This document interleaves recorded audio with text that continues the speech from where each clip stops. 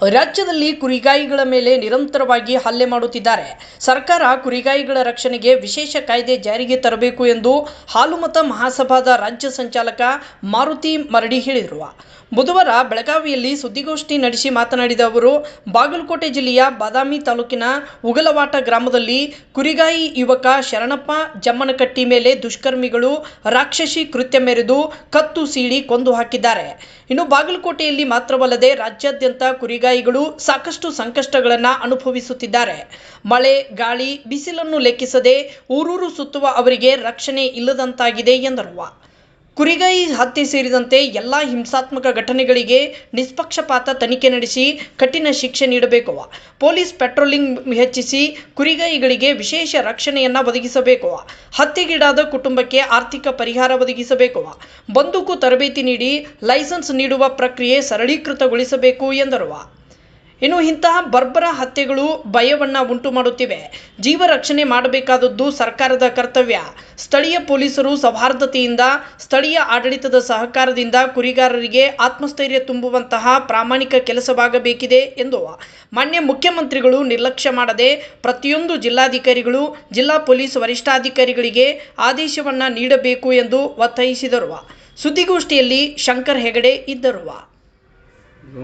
ಎಲ್ಲರಿಗೂ ಕೂಡ ಸ್ವಾಗತವನ್ನು ಕೋರಿ ಇವತ್ತು ನಾವು ತಮ್ಮ ಮುಖಾಂತರ ಮಾನ್ಯ ಮುಖ್ಯಮಂತ್ರಿಗಳಿಗೆ ಒಂದು ಎಚ್ಚರಿಕೆ ಅನ್ಬೋದು ಅಥವಾ ಮನವಿನೂ ಅನ್ಬೋದು. ಯಾಕಂತಂದ್ರೆ ಕಳೆದ ಈ ಒಂದು ತಿಂಗಳಲ್ಲಿ 3 ಘಟನೆಗಳಾಗಿದ್ದಾವೆ. ಅಂದರೆ ಕುರಿಗಾರರ ಮೇಲೆ ಯಾವುದೇ ರೀತಿಯ ಸಂರಕ್ಷಣೆ ಇಲ್ಲ. ಸೊ ಹೀಗಾಗಿ ಮೊನ್ನೆ ಬಾಗಲಕೋಟೆ ಜಿಲ್ಲೆಯ ಬಾದಾಮಿ ತಾಲೂಕಿನ ಶರಣಪ್ಪ ಉಜ್ಜನಕಟ್ಟಿ ಅನ್ನುವಂಥ ಕುರಿಗಾಯಿ ಮೇಲೆ ಕುರಿಗಳ್ಳರು ಕುರಿಯನ್ನು ಕದ್ದು ಅವ್ರ ಮೇಲೆ ಹಲ್ಲೆಯನ್ನು ಮಾಡಿ ಹತ್ಯೆಯನ್ನು ಮಾಡಲಾಗಿದೆ. ಸೊ ಅವರಿಗೆ ಕಠಿಣ ಶಿಕ್ಷೆ ಆಗಬೇಕು. ಇದೇ ಥರ ಮುಂದುವರೆದಾಗ ಇಡೀ ನಮ್ಮ ಭಾರತದಲ್ಲಿ ಅತಿ ಹೆಚ್ಚು ಅಂದರೆ ಕರ್ನಾಟಕ ಆಗಲಿ ಅಥವಾ ಉತ್ತರ ಕರ್ನಾಟಕ ಅತಿ ಹೆಚ್ಚು ಕುರಿಗಾರರನ್ನು ಕಾಣ್ತೇವೆ. ಬಟ್ ಕುರಿಗಾರರಿಗೆ ಯಾವುದೇ ರೀತಿಯ ಸಂರಕ್ಷಣೆ ಇಲ್ಲ. ಸೊ ಹೀಗಾಗಿ ಕುರಿಗಾಯಿ ಹಿತರಕ್ಷಣಾ ಕಾಯ್ದೆ ಅನ್ನೋದನ್ನು ಜಾರಿಗೆ ತರಬೇಕು. ಆಮೇಲೆ ಕುರಿಗಾಯಿಗಳಿಗೆ ಹಿಂದಿನ ಕಳೆದ ಒಂದು ಇದರಲ್ಲಿ ಬಜೆಟ್ನಲ್ಲಿ ಬಂದೂಕನ್ನು ಕೊಡ್ತೀವಿ ಅನ್ನೋ ಒಂದು ಮಾತನ್ನು ಹೇಳಿದರು. ಇಲ್ಲಿವರೆಗೂ ಕೂಡ ಯಾವುದೂ ಕಾರ್ಯರೂಪಕ್ಕೆ ಬಂದಿಲ್ಲ.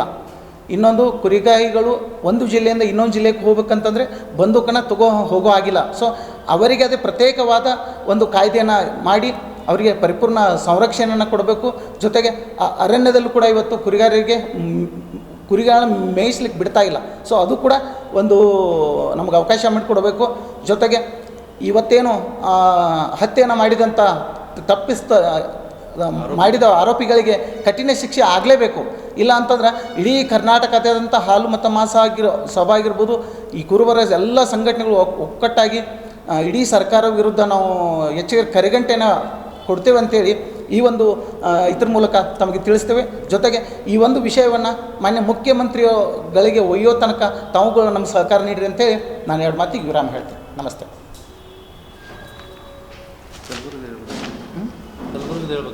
माताड्री ನೀವು. सगळी माध्यम मित्रांनो सगळ्यांना स्वागत करतो. आणि आज हे प्रेस मीट करायचा उद्देश काय, बेळगाव जिल्ह्यामध्ये आणि बाहेरच्या जिल्ह्यामध्ये जे धनगर आहेत, ते कुरुब समाज म्हणतो आम्ही, धनगर म्हणतो, ते धनगरला परवा एक 4 दिवस अगोदर बादामीमध्ये त्यांच्या एक धनगरचं मर्डर झाला. हे निरंतर चाललं आहे. हे धनगरवरती अत्याचार निरंतर चाललं आहे.